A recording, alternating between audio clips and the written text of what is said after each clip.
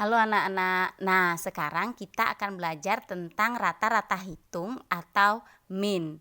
Min juga disebut dengan rataan atau rata-rata hitung. Nah, kalian dapat mencatat yang penting-penting saja ya dari apa yang ibu jelaskan. Nah, untuk rata-rata hitung atau min, dalam kehidupan sehari-hari sering didengar istilah nilai rata-rata, hasil ulangan, nilai rata-rata kelas, tinggi rata-rata taruna akmil, pendapatan rata-rata penduduk suatu negara, dan sebagainya. Dalam statistika, nilai rata-rata disebut dengan istilah rerata atau rata-rata hitung.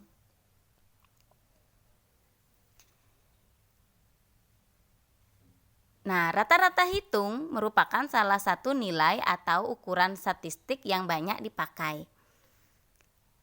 Misalnya dalam 4 kali ulangan matematika, nah ini contohnya ya, contoh untuk mencari rata-rata hitung.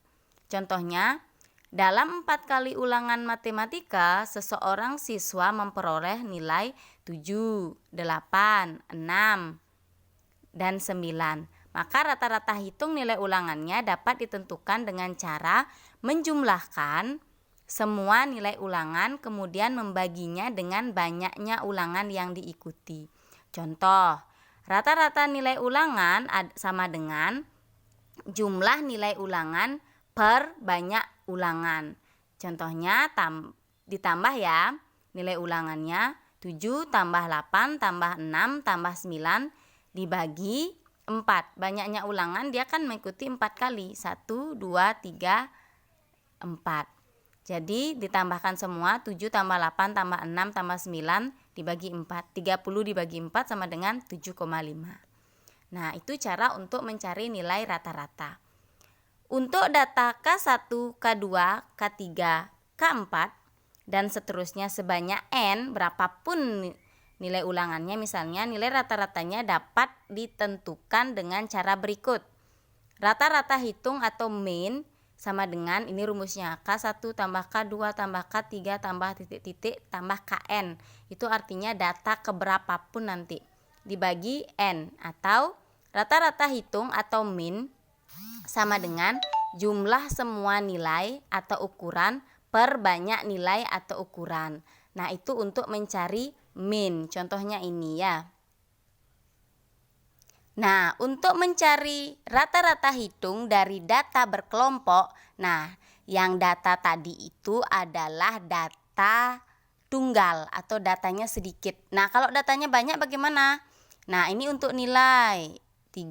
Nilainya ada 3, nilai 4, nilai 5, nilai 6, nilai 7, nilai 8, nilai 9.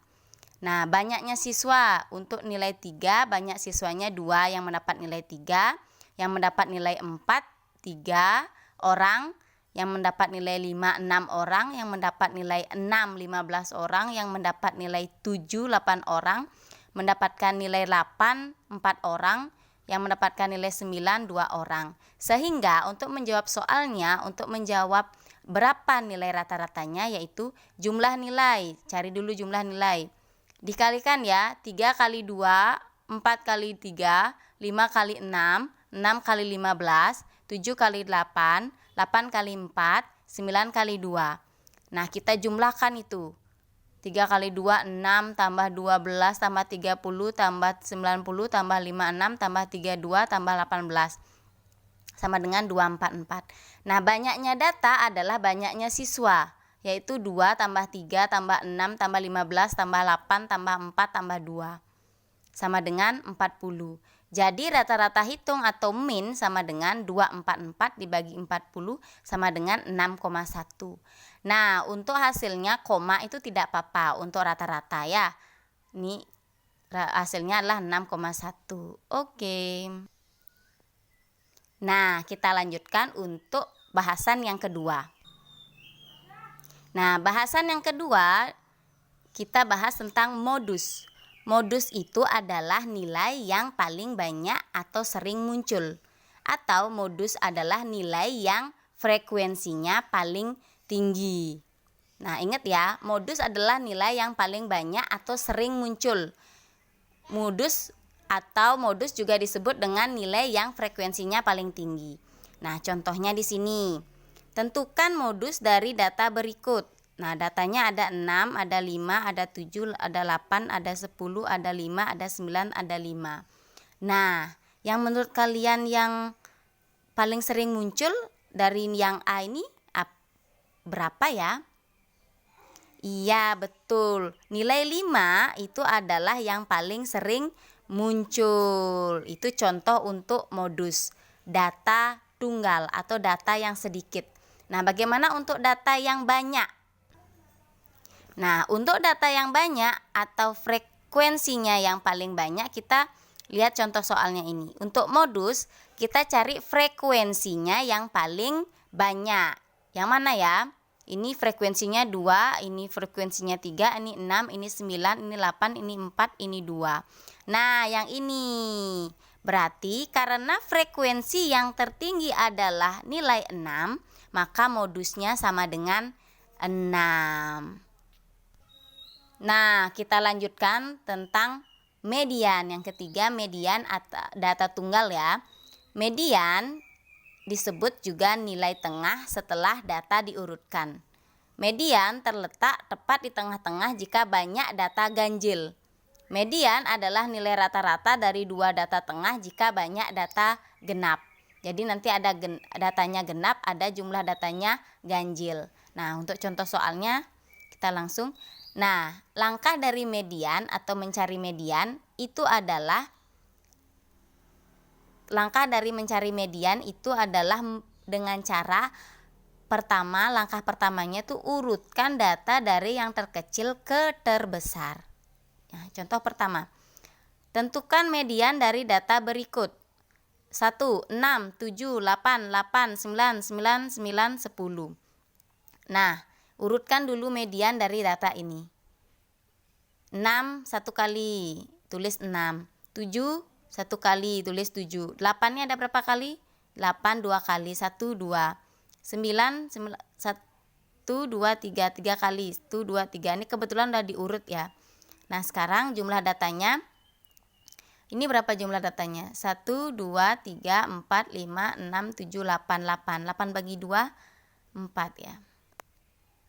Nah, jadi 3 nilai dari samping kanan, 3 nilai dari samping kiri. Jadi didapat di tengah-tengahnya karena datanya genap.